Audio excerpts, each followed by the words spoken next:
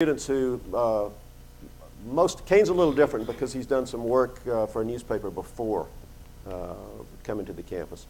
But most students have not done work off the campus in terms of journalism. What we did was take them out of their comfort zone, away from Ole Miss, away from Oxford, throw them into the Mississippi Delta. They had to set up interviews with strangers, interview those people, dig deep into an issue, and put together stories. What was it like being thrown into that cold water? A lot of fun. I mean, well, I worked for the Natchez Democrat.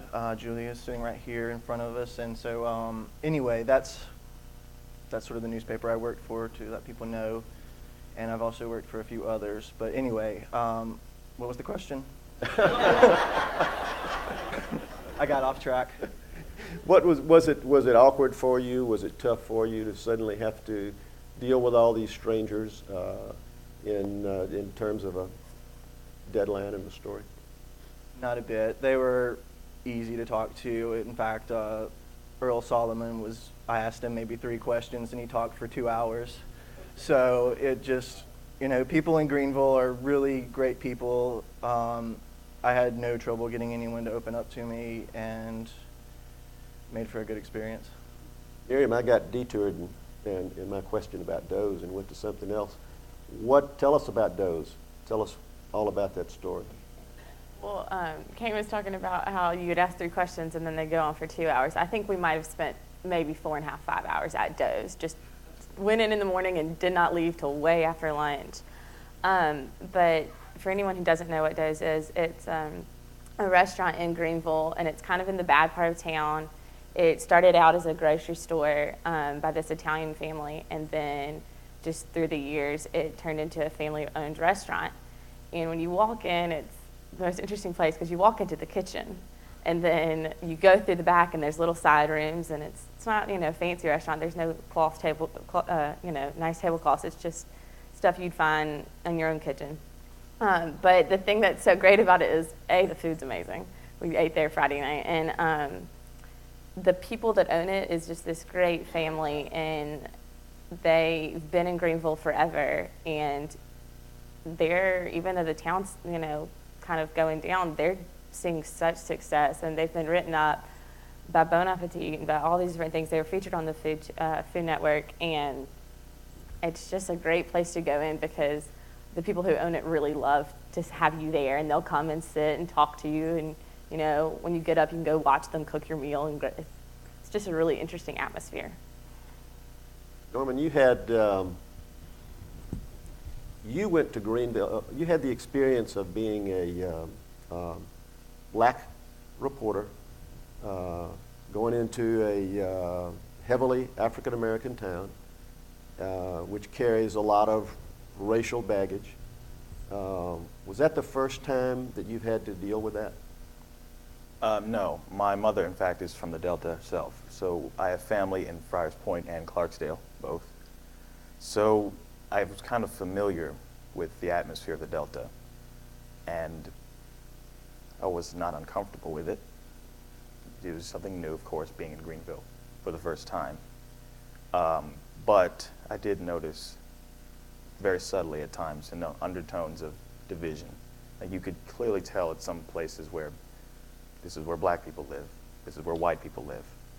And you can tell also that there's some effort to try and eliminate that divide, but you wonder which way it goes. You had to do a story on the black mayor and the black leadership, the new black leadership of Greenville. African Americans have finally, as of 8 years ago, I guess, taken over city and county government. They hold majorities in both. And the mayor is fairly controversial in Greenville. What was that like? Tell us about interviewing the mayor and asking her tough questions. Well, I learned a lot about her, doing research on her, talking with Mr. Rose about her before I even went there. So I kind of have an idea that, she's had to deal with quite a bit. But it wasn't until I got there and spoke with her that I realized, this is a woman, she's young, African American, and she's thrown into this town where white people had been basically dominating it politically for years, basically since the town's inception, or conception, excuse me. But I was less surprised than disappointed to realize that there's still threats against her. She showed me some of the threats she had been getting, especially during her first term. And, that was kind of appalling because, we're in the 21st century and people are still talking about, the things they will do to you. And talking with her, I realized she's a busy woman. So I'm interrupted a lot, I'm talking with her in the middle of a question, phone rings, shoot out of my office, I'll, come back later.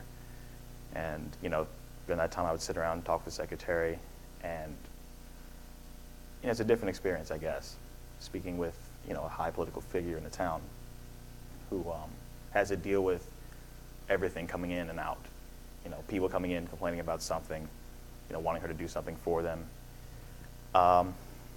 But it was a really good experience for me because, I want nothing to do with politics at all, but I got to see the other side of it, what people deal with in political offices.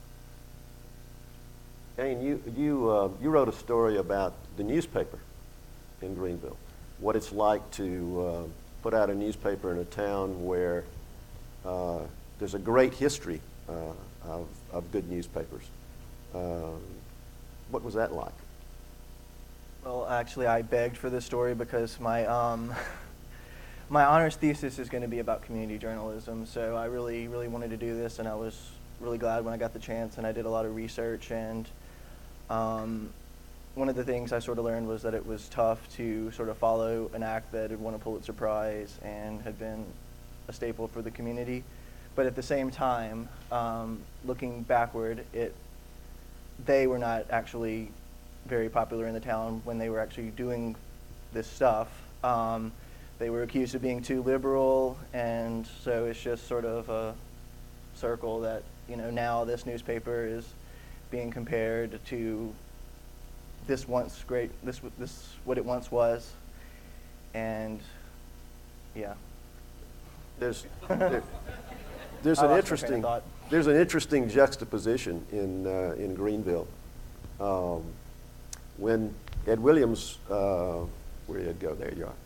When Ed was there, and when there may be others here who worked at the Delta Democrat Times, you live in the shadow of the man we call Big Hiding Carter Jr., who won Pulitzer Prize for his editorials on racial tolerance. The most notable one among them being, I believe, a piece he did on how Japanese immigrants were treated, Japanese residents of the United States, citizens, were treated during World War II, the internment camps and so forth. So he won a Pulitzer for that. Democrat had a reputation as being a liberal newspaper, perhaps the liberal newspaper in Mississippi. He was very aggressive and strong on its editorial pages in terms of editorializing for racial tolerance. Basically, don't kill people. Then now you have today, it was sold for a princely sum many years ago. And I think the Emmerich newspapers run it now. And the newspaper is challenged because of the same reasons that every other newspaper in America is challenged. Their circulation base is dwindled, and when they report on the African American controlled government, they get criticized frequently, and there's a feeling that they're against the city, and sometimes race gets thrown into the equation. Gets tossed back and forth. So they have a tough job. So the newspaper's gone from being the champion of integration and tolerance to a newspaper that's being bashed sometimes by black leadership because of the way they treat the leadership. So it's, newspaper work really is a two-edged sword. It can turn very quickly. Miriam, you also wrote about the McCormick Book Inn. What was that like? Well, speaking of honors thesis, mine is about storytelling, and so this was a great place. That was my favorite story to do. It's run by Hugh and Mary McCormick, and it's this independent bookstore, which obviously we all know this isn't the best time for independent bookstores with Amazon and everything. But it's a really unique one because Hugh McCormick calls himself a Deltaologist, and then his wife Mary is just so passionate about Southern literature. And you walk in, and they're a very interesting couple. I mean, he's very gruff and combative, but she's so sweet, and they balance each other very well.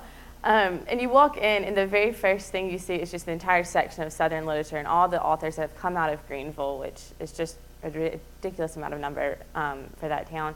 And then you have the other sections, your bestsellers and stuff. In the back is a museum of Greenville and the history of Greenville from the time of the flood all the way up to the 60s and then up to now, and just old photographs and old memorabilia, and it's just a really unique place, in a unique town. It really fits.